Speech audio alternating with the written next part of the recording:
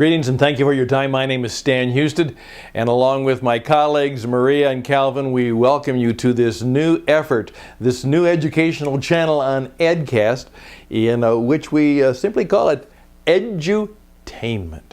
Edutainment. Little brief story behind all of this.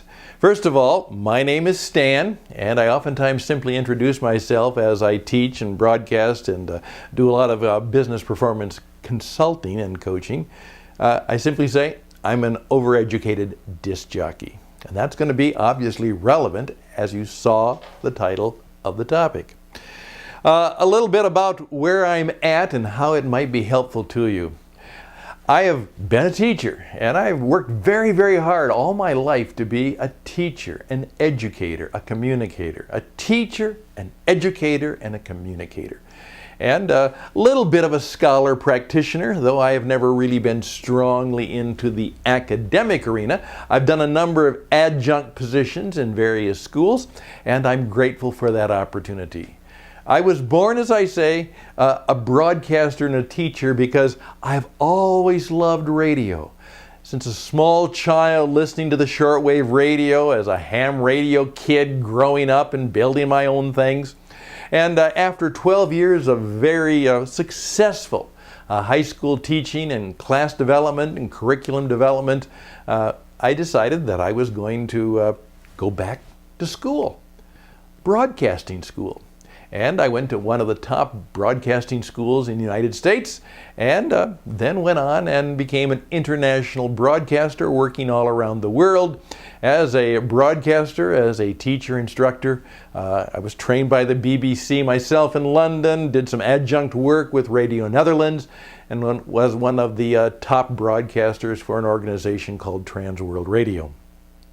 Then I got involved very much in business performance teaching and coaching, and now I'm kind of back to what I've always loved to do, and that is to combine the elements of teaching and education and communication, which I love, with the broadcast and performing arts, which go into my world and my work. And that's why we're going to have a variety of classes and courses and a variety of these little insights about edutainment and how that works. Now, let me just put this in a perspective. Many of you have heard of TED Talks. By the way, we now have WIT Talks. WIT, what it takes. TED was technology, entertainment, and design. And their formula was that those things were key to what was happening in our culture. And one of the primary ones was entertainment. And entertainment was becoming a powerful part of our culture. As the media grew in power and influence, it was primarily in the business of entertaining people. Oh, we loved it. We thought, oh, this will be wonderful. People will be educated. Well, they primarily use this new modern media to be entertained. And we all know where that can lead and where that can go. And we have to deal with it.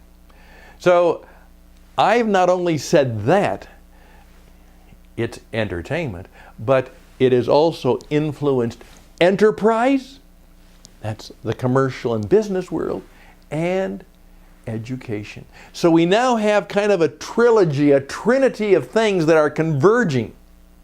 Certainly enterprise.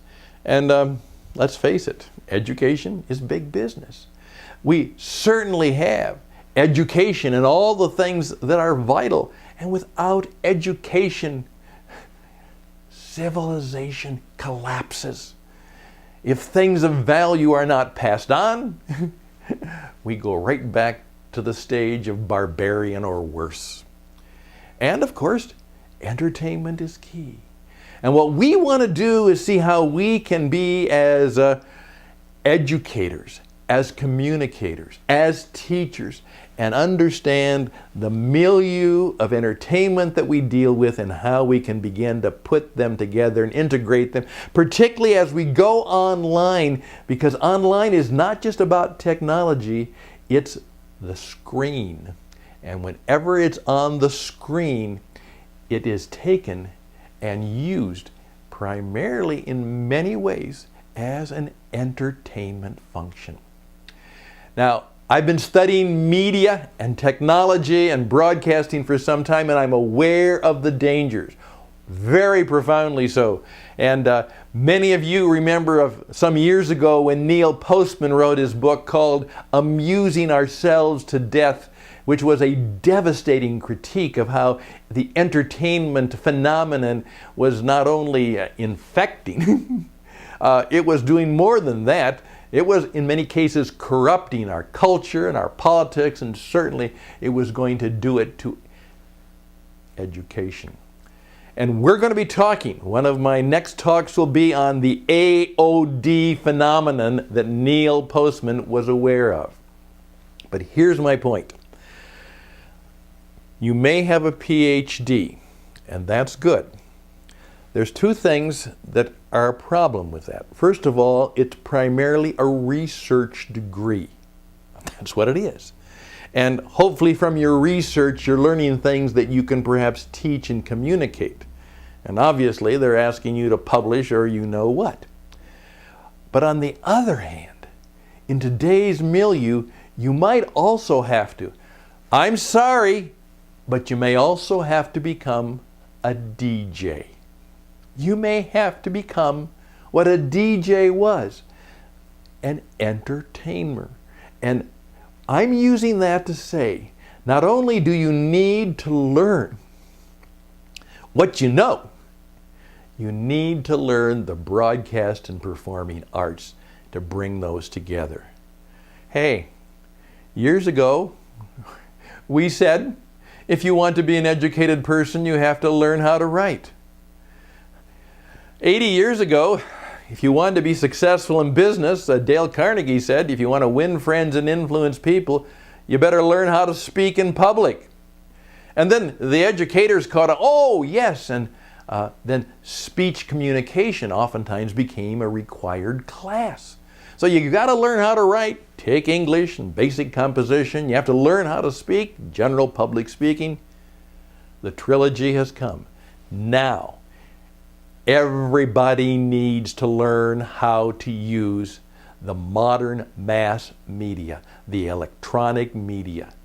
I'm now telling every teacher, every businessman, every instructor, every preacher in church, if you want to try to reach people today, whether you like it or not, you're going to have to deal with the tension and the opportunity of learning how the disc jockey works. Now, I'm a great disc jockey. I'm really good at that. I'm also quite a good interviewer. I hope to demonstrate that I'm a pretty good teacher and communicator.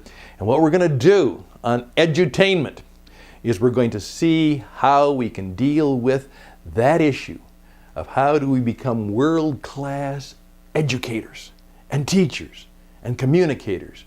And how do we do that within the incredible entertainment milieu which has pervaded every country and every culture? It's quite a challenge.